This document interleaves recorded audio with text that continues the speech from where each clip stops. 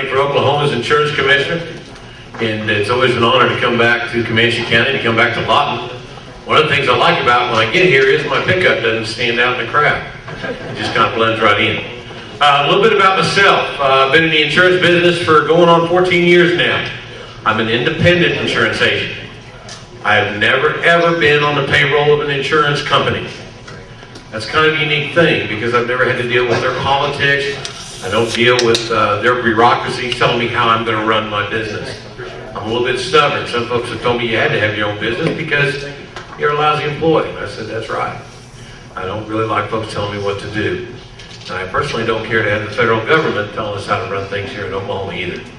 Just want to mention that. I started our business in the corner of our bedroom. We grew to become one of the largest independent agencies here in the state of Oklahoma. We deal with all facets of insurance. One of the things that we deal with most of, though, is health insurance. And you've heard every candidate here today talk about that's a pressing issue today, is the health reform law. And it's because of that health reform act that became law that I got in this race. I sat on the sidelines for a long time. I raised 5 children. But when my first grandchild was put in my arms, I knew that I had to get up and stand in the gap. That it was my time to get up and ensure that the liberties that are guaranteed us by the Constitution will be passed on from one generation to the next. Freedom is not something that we fight for one time. It's not something that 56 guys signed their name to a document to 200 and so odd years ago, and it was done. Folks, it is our obligation to continue to do this from one generation to the next. Folks said, well, you're going to get politically involved. What are you going to do? I sat down and I looked and I knew where I could make the most difference was as the insurance commissioner. I'm not afraid to tell insurance companies no. I've done it many times. When one of the largest carriers in the nation informed me that they were going to start printing their literature in Spanish so that we could go after the Spanish-speaking market, I told them, no, thank you. Keep your literature. We're not going to write you anymore. And that same company, at the same time, also told me that it was okay to start writing same-sex marriages.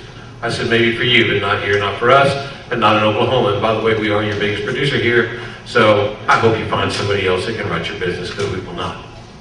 And folks, I'm not afraid to tell the same thing to Washington, D.C. We're going to run our thing here in Oklahoma. I firmly believe that Oklahoma has been given one of the greatest privileges in the world, because on November the 2nd, we are going to vote as a sovereign land, whether as a state we will accept or will we opt out of the health care plan. And when we opt out, that's when the fun's going to really begin, because then we're going to have federal government coming in and pushing on us, and they're going to push. And what we cannot do is back up. We can't start doing the crab walk and start backing up and saying, well, we really want that federal funding.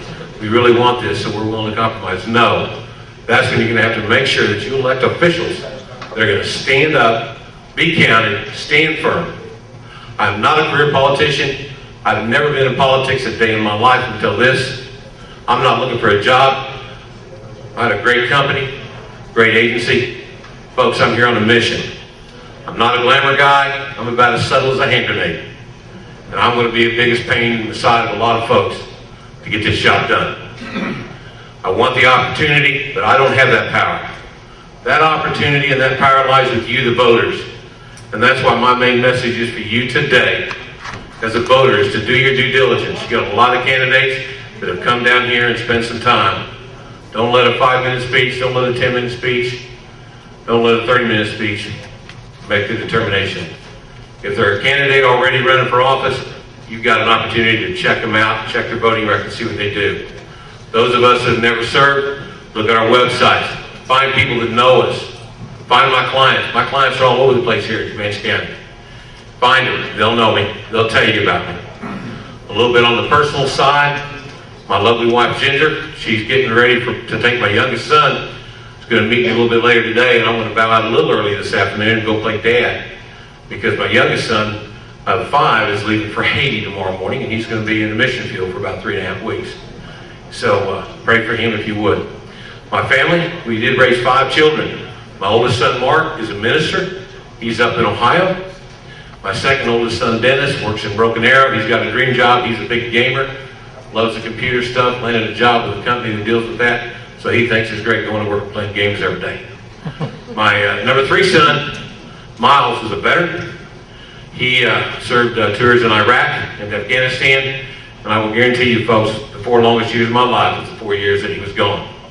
But he is home, he is safe, he's continuing his education. My daughter Patricia is back here. Wave, stand up, say hi.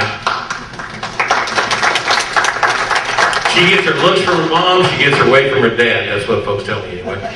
But she graduated from Oklahoma State with honors, and she is a licensed agent as well. She works with me in my agency, and she also helps me with my campaign. And my youngest son, Scott, has decided to become a children's minister, transferred from Oklahoma State last year to go to Oklahoma Baptist University, where he's majoring in children's ministry and music. That's a little bit about our family. I chose to live in Oklahoma. I'm born and bred in Missouri, raised on a small family farm up in north central Missouri, so far out in the boondocks, in the pipe in our sunlight. One of the great things I love about Oklahoma when I got here 17 years ago was it didn't snow near as much. And when I had a chance to come, or 19 years ago when I got here the first time, and then had a chance to come back, and we took that opportunity because this is where we wanted to raise our family 17 years ago. I really was in Oklahoma a little bit before that, but I was up here at this little thing called Fort Sill for a while. But that was a whole other life ago. That's a little bit about me. Things that I want to do as insurance commissioner, I want to make it simple. Let's get rid of the legalese, folks.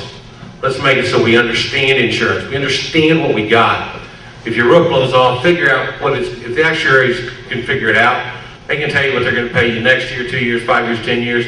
Give yourself a page, a declaration page where you can sign off on it. You know, we don't need 14 attorneys to explain it. Explain it so I can understand it.